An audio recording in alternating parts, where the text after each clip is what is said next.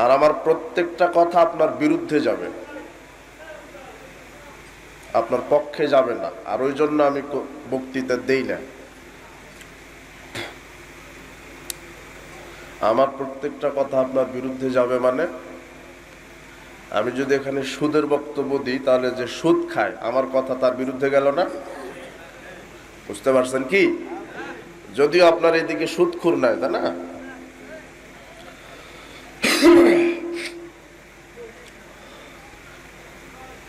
একজন আলেম যদি কোরআন হাদিস থেকে ঠিক ঠিক বক্তব্য দেয়, তো শতকরা ৯৮ জন মুসলমানের এই কোরআন হাদিসের বক্তব্য বিরুদ্ধে চলে যাবে। তো এখন আমি যদি সত্য কথা নাও বলি, আল্লাহ আবার আমাকে ধরবেন, বেটা তুমি মৌলানা হয়েছো, হক কথা বলনি। তো আপনার চাইতে আগে কাকে বেশি ভয় করা লাগবে? আল্লাহকে। তো আপনারা প্রস্তুত তো বক্তব্য শোনার জন্য? হ্যাঁ, আচ্ছা, রেডি? আচ্ছা, সমাজ সংস্কারে দ্বীন ইসলামের ভূমিকা। আর ইসলামের ভিত্তি কয়টা? দুইটা। এটা যে ইসলাম, এটা যে দ্বীন, এটা যে তাওহীদ, এটাই যে আল্লাহ, এটাই যে মুহাম্মদ, এর প্রমাণ হচ্ছে কয়টা? একটা হচ্ছে কোরআন, একটা হাদিস। সমাজটা কি? যেখানে ঐক্যবদ্ধ হয়ে একদল এক জামাত লোক একটা উদ্দেশ্যকে সামনে রাখার জন্য একসাথে জীবনযাপন করে, সেটাকে কি বলা হয়? সমাজ। তাহলে সমাজটা আমরা একটু চিনলাম। সংস্কার, সংস্কার কি? সংস্কার বুঝেন কি? সংস্কার মানে কোনো কিছু পরিবর্তন করা, পরিমার্জিত করা, সংশোধন করা, পরিষ্কার করা, এটাকে কি বলা হয়? সংস্কার। তো এই সমাজ সংস্কারে কার ভূমিকা? দ্বীন ইসলামের। আচ্ছা, আর একটা ভালো করে বুঝাই। সমাজ কাঁচা যায় না। কাপড় ময়লা হলে কি করা যায়? কাঁচা যায়। এই জন্য কাপড় কাঁচা, কাপড়ের জায়গাতে কাঁচা শব্দটা ব্যবহার করতে হয়, তাই না? সমাজ তো আপনি কাঁচতে পারবেন না, এই জন্য সমাজের জায়গাতে কি শব্দ লাগানো হয়েছে? সংস্কার। তো কাপড়টা ময়লা হলে যেমন ময়লা দূর করেন, ওটা হলো কাপড় সংস্কার করলেন। কথা বুঝেননি মনে হয় কথা? কাপড়ে ধুলাবালি লাগলে কাপড়টা কাঁচা দেন, দিয়ে কাপড় থেকে ময়লা কি করেন? পরিষ্কার করেন। ওটা হলো কাপড় সংস্কার করলেন। কাপড় সংস্কার করলেন ময়লা থেকে। কি থেকে? এখন কাপড় যে সংস্কার করলেন, কাপড় কাঁচা দিলেন, কাপড় কাচতে কি কি লাগে? পানি লাগে। আর কি লাগে? সাবান। সোডা বুঝেন? Soda, wheel. বুঝতেছেন তো আমার কথা? তাহলে কাপড় কাঁচা দিতে পানি লাগে, সোডা লাগে বা হুইল লাগে। এগুলি কি লাগে?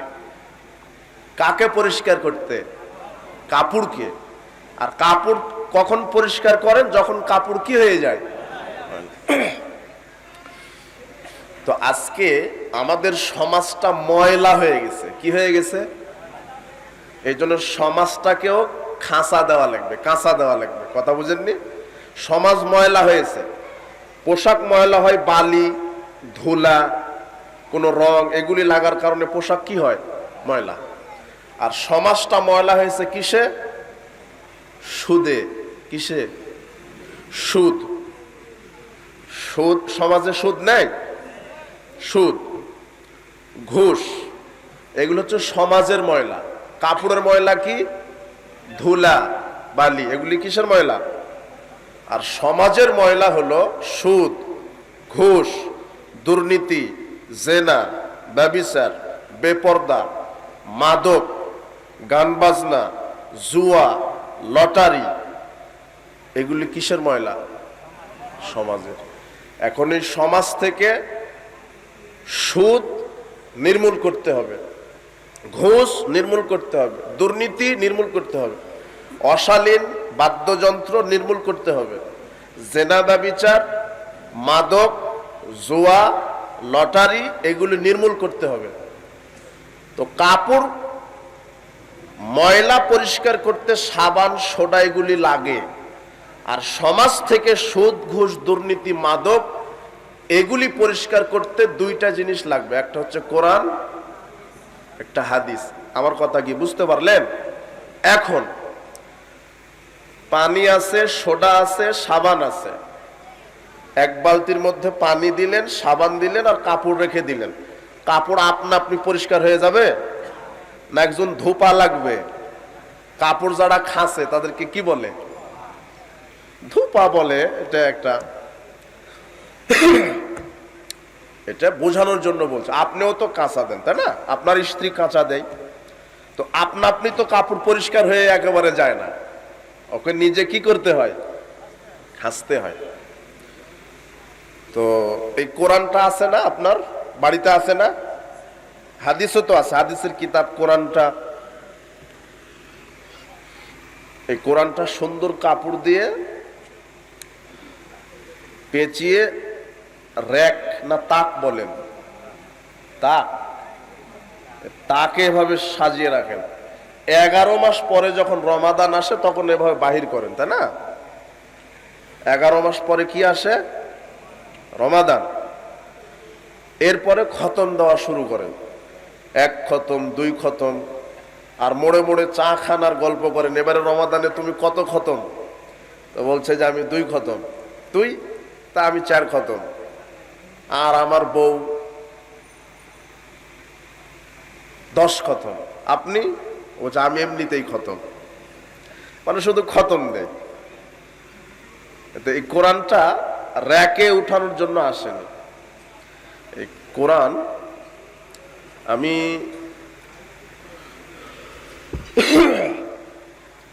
এই কোরআন আর হাদিস দিয়ে সমাজটা কি করা যায়? সংস্কার করা যায়। তো এই কোরআন আর হাদিস শুধু র‍্যাকে সাজিয়ে থাকলে সমাজ সংস্কার হবে না। এই কোরআন আর হাদিসের আইনটা সমাজে প্রয়োগ করতে হবে। কি করতে হবে? কিন্তু প্রয়োগ কে করবে? কাপড় খাসে কে? ধোপা। কথা বুঝেননি? তো সমাজ সংস্কারের জন্য 4 শ্রেণীর লোকের ভূমিকা অপরিসীম। কয় শ্রেণী? 4 শ্রেণী। 1, দেশের যারা নেতা। কি নেতা? নেত্রী নয়। নেত্রী কেন বলছি না? আল্লাহ নারী নেতৃত্ব কি করেছেন? হারাম। কথা বুঝেছেন? সহিহ বুখারীর 7099 নম্বর হাদিস, রাসূল সাল্লাল্লাহু আলাইহি সাল্লাম বলছেন, কে বলছেন? মুহাম্মদ সাল্লাল্লাহু আলাইহি সাল্লাম। আকাশের নিচে জমিনের উপরে সবচেয়ে তাকওয়াশীল, সবচেয়ে পরহেজগার, সবচেয়ে দামি মানুষ, উন্নত চরিত্রের অধিকারী একজন মানুষ, যার নাম মুহাম্মদ সাল্লাল্লাহু আলাইহি সাল্লাম।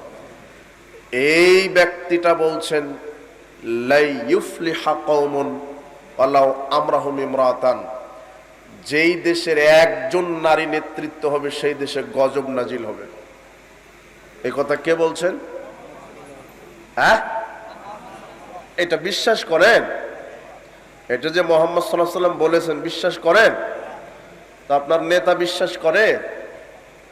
হ্যাঁ, আচ্ছা। একজন নারী, ও বলছে যে হুজুর আমার স্ত্রী এবারে চেয়ারম্যান ইলেকশন করবে, একটু দোয়া করেন। তো হুজুরও আবার সেই রকম, হুজুর আবার দোয়া করেছে, আল্লাহ স্বামীর খেদমত বাদ দিয়ে জনগণের খেদমতে লাগায় দাও।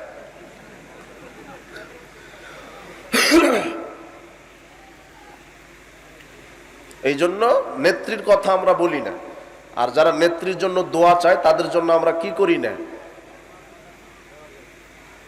এখনো ভয়ে আছেন নাকি? ওই 17 বছর মনে হচ্ছিল যে গাছপালা, কুকুর, সিগাল, মানুষ, শুয়োর সব আওয়ামী লীগ। আল্লাহ যখন ধরলেন সময় 45 মিনিট। ফেরাউন 400 বছর ক্ষমতায় ছিল। কত বছর? তাকে ডুবিয়ে মেরেছেন কে? যার জুলুম যত বেশি আল্লাহ তাকে সময় দেন তত কম, যখন ধরেন। আল্লাতী লাম ইখলাক মিসলুহা ফিল বিলাদ। আল্লাহ বলছেন যে আদ, সামুদ, ফেরাউন, এই তিনজন প্রধানমন্ত্রীর মতো শক্তিশালী প্রধানমন্ত্রী আমি আর কিয়ামত পর্যন্ত সৃষ্টি করব না। তার মানে এরা কত দাম্ভিক, কত স্বৈরাচার, কত অত্যাচারী ছিল, এদের মতো আর কিয়ামত পর্যন্ত আর কোন নেতা আল্লাহ করবেন না। তো আদ সামুদ জাতির উপরে সবচেয়ে বেশি অন্যায় করেছে, ফেরাউনের চাইতেও আদ সামুদ জাতির উপরে বেশি কি করেছে? অত্যাচার করেছে। আদ সামুদকে আল্লাহ যখন ধরলেন, সময় খুবই কম, শুধু আকাশ থেকে একটা বিজলি এসে আগুনের মাধ্যমে বার্গার করতে যা দেরি, একেবারে খড়কোটার মতো পড়েছিল। আদ সামুদ জাতি, তারা এত বড় বড় মানুষ, সোঠাম দেহের অধিকারী, বিশাল বড় বড় পাথর এভাবে হাত দিয়ে তারা উঠিয়ে মিনার নির্মাণ করেছে। তারা শক্তিশালী এত ছিল, আল্লাহ বলছেন কোরআনে, তারা বলেছে মান আসাদ্দু মিন্না কুওয়া, আমরা আল্লাহর চাইতে বড় শক্তিশালী। তখন আল্লাহর সহ্য করতে পারেন, তাদেরকে একেবারে খড়কোটার মতো মাটিতে মিশিয়ে দিয়েছে। ফেরাউনের অত্যাচার তাদের চেয়ে একটু কম ছিল, তাই আল্লাহ যখন ধরেছেন সময় দিয়েছিলেন 1 থেকে 1.5 মিনিট। কত? মানে শুধু সমুদ্রের নিচে যেতে আর উঠতে, মানে চুবানি খাইতে খাইতে, পানি খেতে খেতে পেটটা পটকা মাছের মতো ফুলতে যা দেরি, এতটুকুন সময়। ক্ষমতায় ছিল কত বছর? 400 বছর। সেই ফেরাউন নাই। তো তুমি আবার বলছো যে ওরা 17 বছর খেয়েছে, আমরা খাবো না, তাই তুমিও চাঁদাবাজি শুরু করেছো। তুমি রিক্সা চালকের কাছ থেকে চাঁদা তুলো কেন? পানের দোকানদারের কাছ থেকে চাঁদা তুলো কেন? বাপ বেটা ভিক্ষা করো, তবুও জান্নাত হবে, চাঁদাবাজি করে জান্নাত হবে না। তোমাকেও আল্লাহ একদিন ধরবেন। আল্লাহ তোমাকে হেদায়েত দান করো। আমি তোমার কল্যাণের জন্য এখানে কথা বলছি। কোনো দিন ক্ষমতা দেখাবে না, স্বৈরাচার হয়ে, স্বেচ্ছাচারী হয়ে, জুলুমবাজি করে, মানুষের উপর অত্যাচার করে ফেরাউন টিকতে পারেনি, পৃথিবীতে কেউ টিকতে পারবে না। জালেমকে আল্লাহ দুনিয়াতে ধরবে, বিচারের মাঠে ধরবে। জালেমের বিচার হবে 2 বার। কয়বার? দুনিয়াতেও হবে, বিচারের মাঠেও হবে। সমাজ সংস্কারে 4 শ্রেণীর লোক ভূমিকা রাখবে। 1 দেশের নেতা, 2 দেশের আলেম ওলামা, 3 দেশের যারা শিক্ষক শিক্ষয়িত্রী, 4 প্রশাসনে যারা বসে আছে। এই 4 শ্রেণীর লোক সমাজ সংস্কারে জিহাদ করবে। কয় শ্রেণীর লোক? 4 শ্রেণী। নেতা, ওয়াজ, বক্তব্য এই ইসলামী জালসার প্যান্ডেল থেকে হবে না, জুমার মেম্বার থেকে হবে না। ওয়াজ বক্তব্য হবে সংসদ ভবন থেকে। কোথায় থেকে? আল্লাহ বলছেন কোরআনে, আল্লাহ বলছেন সূরা হজের 41 আয়াত, আল্লাযীনা ইম্মাক্কান্নাহুম ফিল আরদ, মুমিনেরা যদি রাষ্ট্রপ্রধানে যায়। কারা? এই কথা কে বলছে? মুমিনেরা যদি ক্ষমতায় যায়, রাষ্ট্রীয়ভাবে তারা 4টা কাজ করবে। কয়টা? কে বলছে? আকামুস সালাহ, তারা কি কায়েম করবে? সালাত। ওয়া আতাউজ যাকাত, দ্বিতীয়ত কি কায়েম করবে? যাকাত। তৃতীয় ওয়া আমারু বিল মা'রুফ, সংসদ থেকে তারা ভালো কাজের আদেশ করবে। ওয়া নাহাউ আনিল মুনকার, আর যত হারাম কাজ সব সংসদ থেকে হারাম ঘোষণা করবে। এখন আমরা বিশ্লেষণ করেছি, সংসদ থেকে প্রধানমন্ত্রী বলে দিবে আজ থেকে বাংলাদেশের যারা আকিল বালেগ মুসলিম নারী পুরুষ, তাদের প্রত্যেকের 5 ওয়াক্ত সালাত বাধ্যতামূলক। যারা 5 ওয়াক্ত সালাত আদায় করবে না, তারা মারা গেলে গোসল হবে না। যারা 5 ওয়াক্ত সালাত আদায় করবে না তারা মারা গেলে কাফন পড়ানো হবে না। যারা 5 ওয়াক্ত সালাত আদায় করবে না তারা মারা গেলে জানাজা তাদের হবে না। যারা 5 ওয়াক্ত সালাত আদায় করবে না তারা মারা গেলে দাফন হবে না, কুকুরের মতো পুঁতে রাখো। এটা কোথা থেকে ঘোষণা হবে? সংসদ থেকে। এই কথা কে শিখাচ্ছেন? আল্লাহ। সমাজে 5 শ্রেণীর মুসল্লি আছে। কয় শ্রেণী? 5 শ্রেণী। এক, প্রকৃত মুসল্লি, যারা 5 ওয়াক্ত সালাত আদায় করে, মসজিদে আদায় করে, জামাতের সাথে আদায় করে, আউয়াল ওয়াক্তে আদায় করে, আর সালাত আদায়ের পাশাপাশি কোনো পাপ কাজ করে না। এরা কি মুসল্লি? খাঁটি মুসল্লি। কথা বুঝেছেন? 2, মুনাফিক মুসল্লি। দ্বিতীয় শ্রেণী কারা? মুনাফিক। মুনাফিক মুসল্লি কারা? যারা 5 ওয়াক্তই সালাত আদায় করে কিন্তু মসজিদে সালাত আদায় করে না, বাড়িতে সালাত আদায় করে। আপনি আছেন নাকি দেখেন তো। মুনাফিক মুসল্লির 6টা বৈশিষ্ট্য। কয়টা? 6টা বৈশিষ্ট্য থাকলে সে কি মুসল্লি? মুনাফিক। 1, মুনাফিক মুসল্লি 5 ওয়াক্তই পড়ে। কোথায় পড়ে? বাড়িতে। 2, 5 ওয়াক্তই পড়ে কিন্তু মসজিদে পড়ে না। 3, 5 ওয়াক্তই পড়ে, জামাতে পড়ে না। 4, 5 ওয়াক্তই পড়ে কিন্তু আউয়াল ওয়াক্তে পড়ে না। আউয়াল ওয়াক্ত বুঝেন? ওয়াক্ত কে নির্ধারণ করে দিয়েছে? জোহরের ওয়াক্ত হয়ে গেছে, আপনি ব্যবসায়িক বলছে যে না ব্যবসাটা করতে থাকি, জোহরটা আসরের সাথে মেরে দিব। আসরের ওয়াক্ত হয়ে গেছে, আপনি বলছেন মাগরিবের 10 মিনিট আগে আসর পড়ে নিব। ব্যবসায়ে ব্যস্ত, চাকরির ডিউটিতে ব্যস্ত, আর আপনার বাড়িতে যে স্ত্রী আছে ও ঘর ঝাড়ু দেওয়া নিয়ে ব্যস্ত, কাপড় কাচা নিয়ে ব্যস্ত, ভাত রান্না করা নিয়ে ব্যস্ত। ও রান্না করে, কাপড় কাচা দেয় আর নিয়ত করে জোহরটা আসরের সাথে মেরে দিবনি। ও হলো কি মুসল্লি? মুনাফিক। আপনার স্ত্রী কাপড় কাচা দিচ্ছিল, ওয়াক্ত হয়ে গেছে, কাপড় কাচা বন্ধ। চাকরির ডিউটি দিচ্ছিলেন, ওয়াক্ত হয়ে গেছে, আধা ঘন্টার জন্য চাকরির ডিউটি বন্ধ। ব্যবসা প্রতিষ্ঠান চালাচ্ছেন, আসর ওয়াক্ত হয়ে গেছে, ব্যবসা প্রতিষ্ঠান বন্ধ। কথা মনে হয় বোঝা যাচ্ছে না। যদি ব্যবসায়িক বলে যে না আসরটা মাগরিবের 5 মিনিট আগে মেরে দিব, তাহলে ও মুসল্লি ঠিক আছে। কি মুসল্লি? ওকে দিয়ে জাহান্নাম উদ্বোধন হবে। ফাওয়াইলুল লিল মুসল্লিদের জন্য ওয়াইল নামক জাহান্নাম। এখন আপনি তাফসির করেন কোন মুসল্লি জাহান্নামে যাবে? বেনামাজির ওয়াজ করছি না এখন। বেনামাজি তো এমনিতেই কাফের।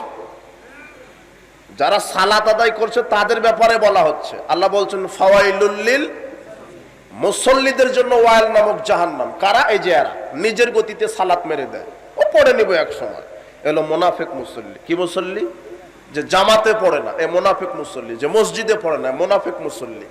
যে আউয়াল ওয়াক্তে সালাত আদায় করে না, সে মুনাফিক মুসল্লি। মুনাফিক মুসল্লির 5 নম্বর বৈশিষ্ট্য, লোক দেখানো আমল করে। কি দেখানো?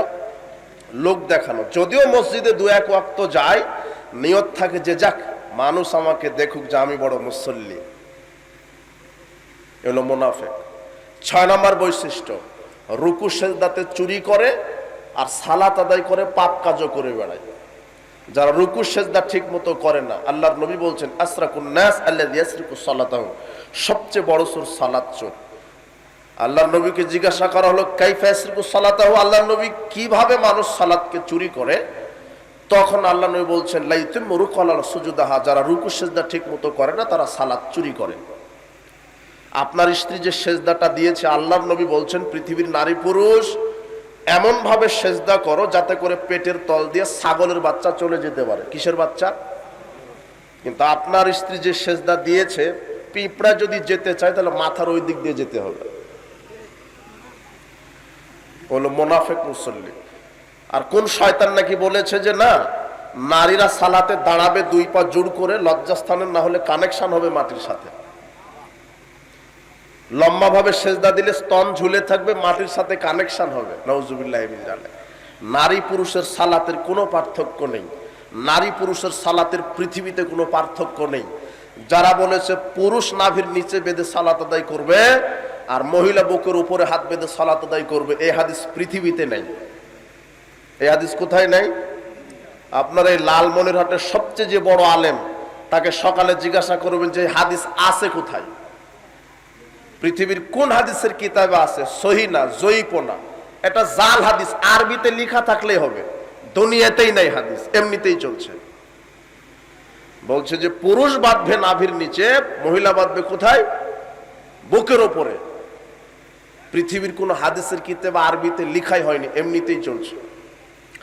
বাংলাদেশের মানুষ সালাত শুরু করার পূর্বে 8টা বেদাত করে। কয়টা? শুরুই করেনি, শুধু প্রস্তুতি নিতে 8টা বেদাত। তার এক, ওই যে জায়নামাজের দোয়া মেরে দিল, বলছে ইন্নী ওয়াজজাহতু ওয়াজহিয়া লিল্লাযী ফাতারাস সামাওয়াতি ওয়াল আরদি হানিফা। আবার হুজুর বলছে যে কোরআন মাজিদের আয়াত, মানে ওর বাপের উপরে নাজিল হয়েছে আয়াত, আর এটা তো মুহাম্মদ সাল্লাল্লাহু আলাইহি ওয়াসাল্লামের উপরে নাজিল হয়েছে, তো মুহাম্মাদের তো বলা লাগবে। এটা জাল হাদিসও নাই যে জায়নামাজের দোয়া এটা হুজুর তৈরি করেছে, মেড ইন হুজুর, এটা হুজুরের তৈরি। ওই যে 3 নম্বর শ্রেণীর হুজুর, হুজুর বলছে যে এটা জায়নামাজের দোয়া। জায়নামাজের দোয়া বলে শরীয়তে কোনো দোয়া নেই। এদেশের হাফেজ সাহেব কোরআন মাজিদ তেলাওয়াত করে বলছে সাদাকাল্লাহুল আযীম, সবাই বলে, ইন্টারন্যাশনাল হাফেজ বলেন, ন্যাশনাল হাফেজ বলেন, ছোট হাফেজ বলেন, বড় হাফেজ বলেন, সবাই বলছে সাদাকাল্লাহুল আযীম, অথচ হাদিস পৃথিবীতে নেই। কি বললাম আমি? কোরআন মাজিদ তেলাওয়াত শেষে সাদাকাল্লাহুল আযীম বলা লাগবে, কোন হাদিসের কিতাবে হাদিস নাই, এটা জাল হাদিসও নাই। তো কি বলা লাগবে? তখন আমরা দলিল দিতে পারবো। কি? আয়েশা রাদিয়াল্লাহু আনহা বলছেন রাসূল সাল্লাল্লাহু আলাইহি ওয়াসাল্লাম যখন কোরআন মাজিদ তেলাওয়াত শেষ করতেন তখন বলতেন সুবহানাকা আল্লাহুম্মা বিহামদিকা আশহাদু আল্লা ইলাহা ইল্লা আনতা আস্তাগফিরুকা ওয়া আতুবু ইলাইক। আর নাসাই আস-সুনানুল কুবরা 10140 নম্বর হাদিস। রাসূল সাল্লাল্লাহু আলাইহি ওয়াসাল্লাম কি বলতেন? সুবহানাকা আল্লাহুম্মা বিহামদিকা। আর আপনি কি বলছেন? সাদাকাল্লাহুল আযীম। তাই হলো, রাসূল সাল্লাল্লাহু আলাইহি ওয়াসাল্লাম যা বলেছেন আপনাকে সেটাই বলতে হবে। তো আমি ওটা বলতে চাচ্ছি না, আমি ওটা বলতে চাচ্ছি কোনটা, যে সালাত, রাষ্ট্রীয়ভাবে সালাতকে কায়েম করবে কে? যিনি দেশের কি নেতা। সংসদ থেকে বলা হবে, এখান থেকে বলা হবে না বাবাজিরা সালাত আদায় করো। সালাতের ঘোষণা কোথায় থেকে হবে? সংসদ থেকে। আজ থেকে সালাত বাধ্যতামূলক, যারা সালাত আদায় করবে না, এটা বোঝাতে গিয়ে বলছিলাম সমাজে 5 শ্রেণীর মুসল্লি আছে। কয় শ্রেণী? 5 শ্রেণী। তার এক খাঁটি মুসল্লি, মনে আছে না খাঁটি মুসল্লি কারা? দ্বিতীয় মোনাফেক মুসল্লি। মোনাফেক মুসল্লির কয়টা বৈশিষ্ট্য বললাম? 6টা। এরপরে আছে মুশরিক মুসল্লি। কি মুসল্লি? মুশরিক। কোরআনে আল্লাহ বলছেন মুনিবিনা ইলাইহি ওয়াত্তাকু ওয়া আকিমুস সালাত ওয়া লা তাকুনু মিনাল মুশরিকিন। হাফেজ সাহেব নাই এখানে? কয় হাফেজ সাহেব? আল্লাহ বলছেন সালাত কায়েম করো, মুশরিকদের অন্তর্ভুক্ত হয়েও না। তার মানে যারা সালাত আদায় করে না তারা কি? ইবনে মাজার 1080 নম্বর হাদিস, আল্লাহর নবী বলছেন মান তারাকাহা, যে ব্যক্তি সালাত আদায় করতে করতে ছেড়ে দিল, ফাকাদ আশরাকা, সে কি হয়ে গেল? মুশরিক। এটা কার কথা? আল্লাহর নবীর কথা। এখন বলে যারা শুধু জুমাবারে সালাত আদায় করে আর রমাদানের 1 মাস সালাত আদায় করে, বাকি 1 সপ্তাহ, বাকি 11 মাস সালাত আদায় করে না, এরা হলো মুশরিক মুসল্লি। এরা কি? আর মুশরিকদের জন্য আল্লাহ কোরআনে বলছেন, নবী মুহাম্মদ সাল্লাল্লাহু আলাইহি ওয়াসাল্লাম বলছেন, আল্লাহ আমি কি আমার মায়ের জন্য ক্ষমা প্রার্থনা করব? তখন আল্লাহ বলছেন, না না না, তোমার মা তো মুশরিক, তোমার মায়ের জন্য তো ক্ষমা প্রার্থনা করা যাবে না। হাদিস মুসলিম। আর একজন লোক এসে বলছেন, ইয়া রাসূলুল্লাহ আয়না আবি, আমার বাপ কোথায় বলেন তো? তখন আল্লাহ নবী বলছেন ফিন্নার, তোমার বাপ জাহান্নামে। তখন লোকটা কান্না করতে করতে চলে যাচ্ছে।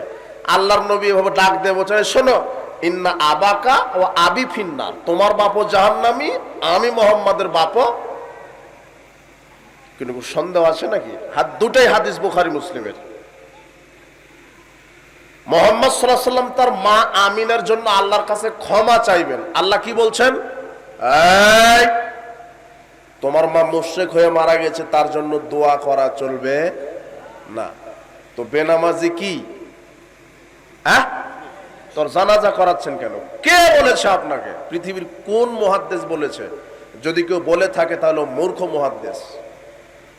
কোন আলেম বলেছে যে বেনামাজির জানাজা হবে? জি না।